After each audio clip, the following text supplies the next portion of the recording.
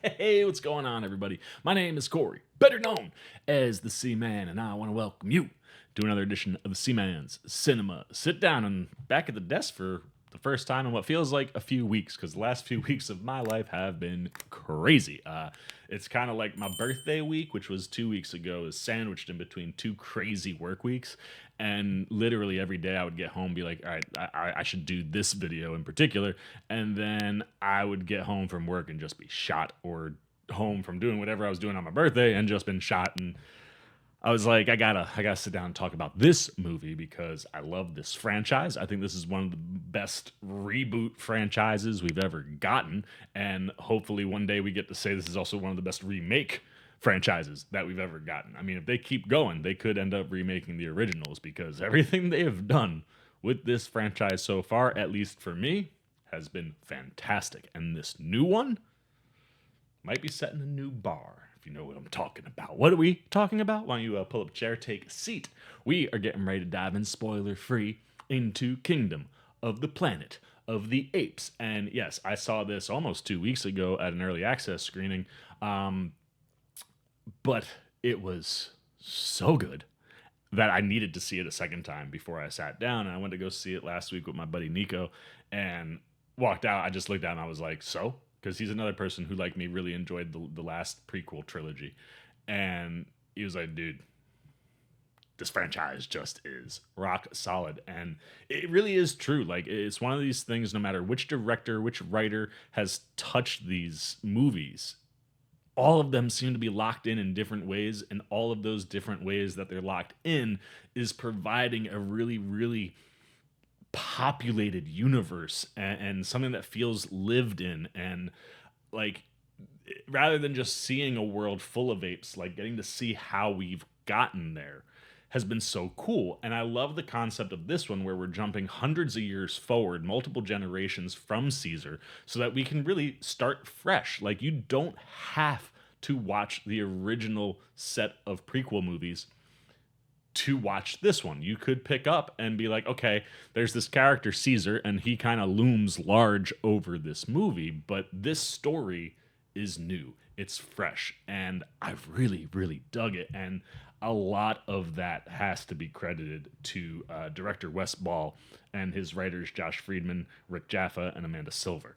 I think from the story standpoint, the key to this movie being successful is to get us to buy into our new characters.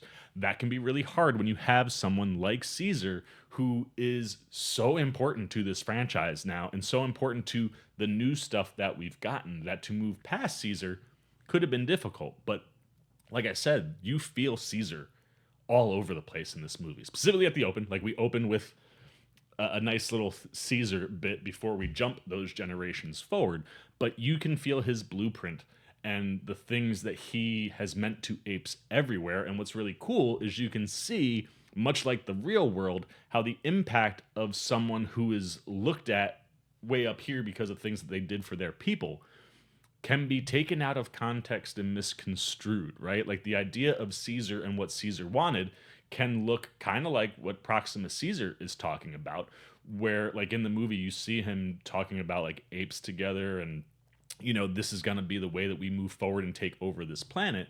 Or you can look at Caesar in the way that our new orangutan Raka looks at Caesar, which is, this was someone who thought we could all coexist at one point in time. Like, his hatred for humans only stems from what humans did to apes. And there is a world where you don't have to be violent. We don't have to be rounding these people up. We don't have to be going after these people. And more than anything, apes together strong. And how apes together strong can have two different meanings, I thought was so cool, because that is literally how the world works, right? Like, someone who is very, very influential can say something, and that stuff can have multiple meanings to multiple different people. And even if it's not the meaning that they had, people will run with that. And I thought that was a really clever thing for Friedman, Jaffa, and Silver to do with this script, because it allows you to feel Caesar everywhere, and it allows you to have both antagonistical and protagonistical. Is that a word? I don't even know. But you're able to have a protagonist and an antagonist inside the ape community. And that's one of the other things I really dig about this script is that like the last three movies, having rewatched them, you're pretty much riding with the apes from jump, right? Like you see what happens to Ceasar, you see what happens to these other apes that are tested on, you see the hubris and the egotisticalness of James Franco's character thinking that he can solve these things quicker because his dad is dying. And then, spoilers if you haven't seen those prequel movies, the thing that he ultimately develops leads to a virus that makes apes smart and people dumb slash dead. You know what I mean? Like at this point in this movie, most humans can't speak. It's like we've gone full inverse. Like now the apes are talking and the humans are not. Outside of Freya Allen, obviously, which we've seen in the trailer, like she yells "Noah" when he's coming on with the horse. But like we've gone in this kind of full reverse system, and it was one of those where in rewatching those movies, I was like, you really don't care really about the humans, and every human that we're thrown into kind of lets you ride with the apes, and you kind of forget like if this was real life, while there would be plenty of humans that would be like pro ape, right? Like ape lives matter. You could see that coming. I think a lot of people would be like, no, this is like our like we're on the verge of extinction. And I thought Freya Allen's character Nova is the first like insight into these newer ape movies where you kind of do feel where she's coming from the human perspective, and you're kind of invested in the humans again. So having a human character who's not your antagonist, and granted we've had some antagonist apes before, but I thought they did a really good job in setting up like a protag and an antag that you can understand both sides, and depending on where you're sitting you might look at either of them as that thing, because your humans are kind of in a weird middle place where it's like her relationship that she has with Nova and Raka really allow her to kind of bond with the apes, but at the same time you see someone like Proximus Caesar and what he's doing, you get why the humans are still trying to take these apes out at some point in life if there are any that are around that can do that thing, right? And you kind of get these vibes from Freya Allen that she's doing more than what you're just seeing her do, and those layers in the script I also thought really worked quite well. And at the end of the day, like I said, this feels lived in. This feels like a world that has been fully fleshed out. And then when you get to see what this world fully looks like and in its full fleshed out form, that's where Wes Ball comes in. I mean, this dude, like I say it lots of times, man, you have CGI visual effect background knowledge that is so impactful when you're doing a heavily CGI'd movie. And granted, all of these Apes movies have looked phenomenal, but I genuinely felt like there was a step up. And we've obviously seen a step up in technology if you just go to where Avatar sits, right? Like how we're able to play with water and real hands, and how you can like, it's crazy what we're able to do now in just the 7 years or so since the last Apes movie. And this one, like you genuinely forget that these are people with dots on their face running around in with like, things to make your arms long enough to like run like an ape. Like you almost forget because they feel so real, and the performances when we get there, like they really do feel genuine to these characters in ways where you don't even necessarily notice who's playing what character. These just feel like fully formed individuals in this world. And then when you bring in someone like Freya Allen who's a human, the difficulty in seeing like even when you go back and you rewatch like Franco interact with Ceasar or stuff, like there are bits in there where it's like you can tell there's some CGI, specifically like when the hands are getting near the fur. There's a shot of Freya Allen on the back of Noah, I believe, and like you genuinely can't tell where the CGIing and what, like it's just so well done. And again, I think a lot of that has to do with Ball's background, but the other thing that Ball is great at is he gets scope and scale, something we talk about a lot with visual effect directors, like the scope and scale of certain shots or some of these, establishing shots. Like there's a scale to it where it's like I said, this feels big. You can tell the impact, even in just this small area of the country that we're in, like how things have changed, how the world functions, and just where you're moving from like one village to another, the differences and like all of the visual effects stuff just really, really is mind-blowing to look at. But on top of that, I think Ball has a good understanding of this franchise and a good understanding of how to make the right type of action for a movie like this, right? We always talk about how like you have like your tentpole style action movies that, you know, Tom Cruise is great at doing, that more traditional stunt driven action movie. And then you have like your really tight hand to hand combat, you know, films with like John Wick and things of that nature. But something like Apes doesn't really fall into either one of those categories. And I thought anytime there was ape action, it really fit the mood, it fit the moment, and it felt very natural to this group. So, like, when you're getting it, like, it's not like tight hand to hand choreography and there's not tons of things exploding, but the ape movements, how they fight each other, like, you see an ape get thrown and then, like, all that stuff is set up really well. And every actiony moment is really amplifying wherever you're going at that part of the story. And then, like I said, the combo of both the script and what Ball does with this new group, you get invested in them so fast. Like, this movie starts with a climb that is very important to this clan that Noah and his people come from. They're kind of this group of apes that like train hawks. So you have a very specific thing about this clan, and you know you get this cool climbing sequence where you meet both, well, not both, but all three. You meet Noah and then his two closest friends, Soona and Anaya, and you get very invested in what they're doing. And then, ironically, at the back end of the movie, there is another climb that's very, very important. And just in that opening scene, you are immediately drawn into these characters and pulled into these characters. And then everywhere that Noah goes, and Soona and Anaya and the other apes that we run into, whether it's Raka or even when we get to Proximus Caesar, like, when you're getting there, you are invested in this new group very, very quickly. And then even when you meet this like Proximus Caesar group of apes, you're invested in the story in a way where it's like Proximus is kind of like our antagonist, you know, but he doesn't necessarily come off evil. Like, we've had some apes that were like borderline evil. I don't get that vibe with Proximus. He just kind of has a vibe and sees a way to rule a world in his neck of the woods that makes a lot of sense. And it's one of those where, like, I was invested in Proximus to a point where I'm like, if you wanted to give me a prequel that shows me that ape's entire story before this movie, I'm here for it. Plus, Kevin Durand, we'll talk about him, is amazing. But I just think Ball really understood the assignment, as did, you know, Friedman, Jaffa, and Silver, and the combo of all four of them with the script and what's put on screen. Like, it's just so good. And the lore and building out this world even more generations past Caesar. Like I said, it's cool that he has an influence still and he's present without being present, but it's also cool to see where the apes are headed and where we get to by the end of this movie.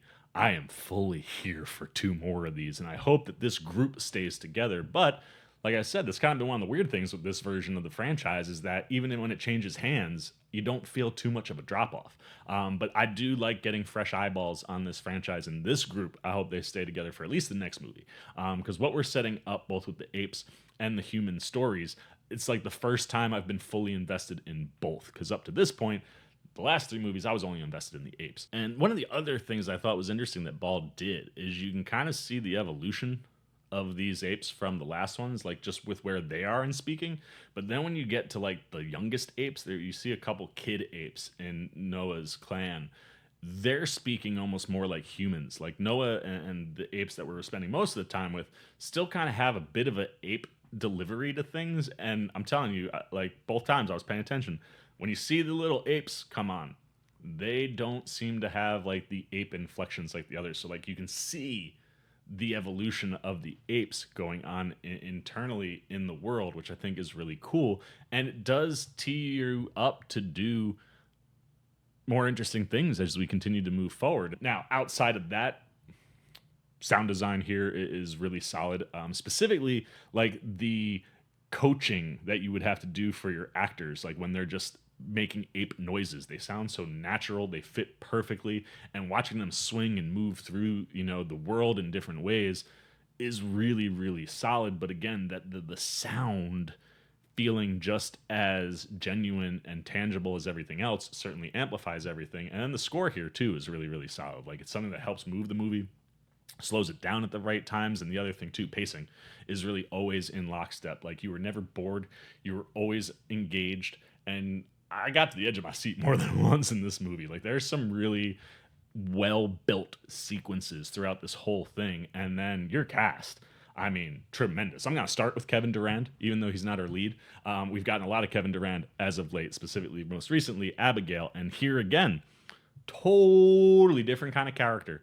And even his vocal performance, like, you know it's Kevin Durand, but you don't know it's Kevin Durand. Like, he really found Proximus Caesar in his tone and how, like I said, he moves, how he speaks, and just the performance pulls you in a way where I'm like, yes, I want more of this character. I want more for Kevin Durand because I really, really enjoyed what he gave us. Like, he was absolutely tremendous. And then an even bigger shout out has to go to Owen Teague, who plays Noah.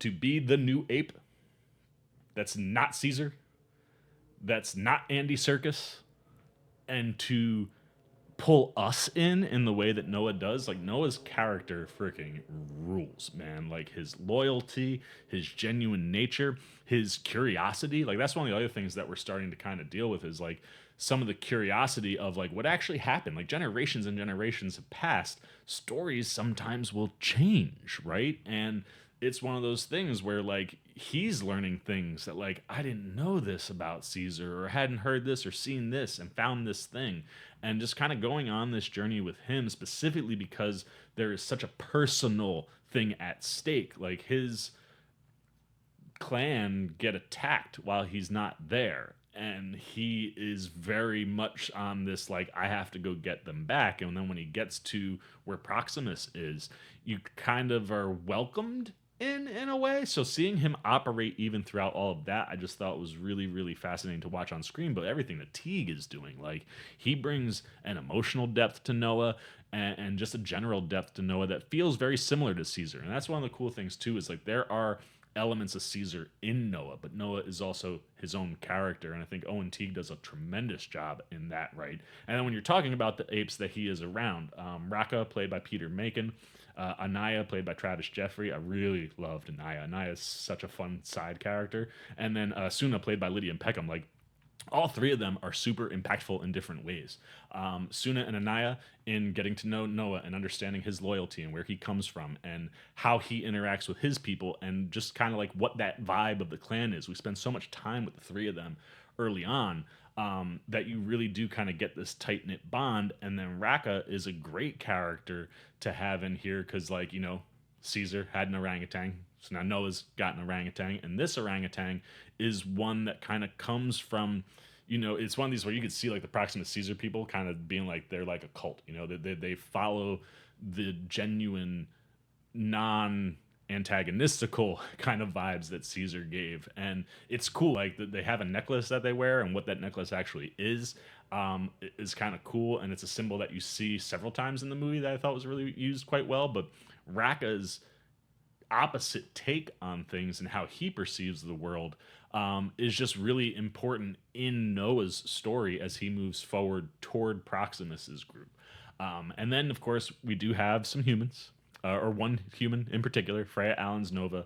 Like I said, I think she's great here. I love her as Ciri in the Witcher series, even if that series is kind of straying from its source material a bit and has lost its lead. I think Freya Allen has been tremendous in that show, and she is here too, man. I mean, there is a good stretch of time where she doesn't have the kind of trust with Noah and Raka where she's willing to speak, because, like I said, people don't speak at this point in the world. So any that do, that's usually a red flag for the apes that can lead to very negative things for that human. So she kind of plays it close to the vest for a good chunk of the movie, and you're really relying on body language and her own curiosities, and you can just always tell there's something going on, even though we don't know exactly what it is. And then when she does start to talk to them, I thought her back and forth with the apes was really interesting, specifically her relationship with Noah and Raka. But then again, where she ultimately stands as a human at this point in the world. Like, yes, there are some apes that helped out, and there are apes that you can trust to a degree. But at the same time, there's a shot that, like, people don't need to be extinct. And that's only something that we scratch the surface of, and I think we'll get much more deeper into that as we move forward. And that's the other thing that I really like with this movie and where we leave off is I don't think we're done with Nova's character, and we have had zero repeat characters in the first 3 movies from the human perspective. One of the reasons that it's hard to get attached to the humans in those other movies. So having a character that you could see popping up in the next one and something that you can gravitate towards and invest in really makes everything about Nova pop. And like I said, just the way Alan plays it, she's very on edge to a degree. I just thought she nailed all the things that she was asked. And yeah, I mean, at the end of the day, all of these new Planet of the Apes movies have been great. And this one for me is like on par with Dawn. I still have Dawn as my favorite, but this is number 2 for me. Easy. And so much of that is the world feeling lived in and expanding a new part of the story and a new part of the universe. And how the last movies are impacting these, I think is going to be a lot of fun to watch. So I loved me some Kingdom of the Planet of the Apes. Let's get the Sea Maniacs up. Like I said, I think Wes Ball really understands this world visually, and putting it on screen is just gorgeous to look at. But then how he navigates us, how he paces the movie, how he sets up the action sequences and the different things that pull you in and get you to the edge of your seat and get more invested in these characters. Like, you are emotionally tied to so many characters, and they're all moving in different directions that, like, as you're getting to the end, you're just like, where are we gonna go? And I love that feeling. And a lot of that also gets credited to the writers Josh Friedman, Rick Jaffa, and Amanda Silver. I just think this is a really solid script and probably one of the strongest in this part of the series thus far. And then when you're talking about your actors, like I said, Owen Teague just really captures Noah in a way where it's like, yeah, I'm down to ride with this ape for 3 movies, the way we were down to ride with, Ceasar and Andy Serkis for 3 movies.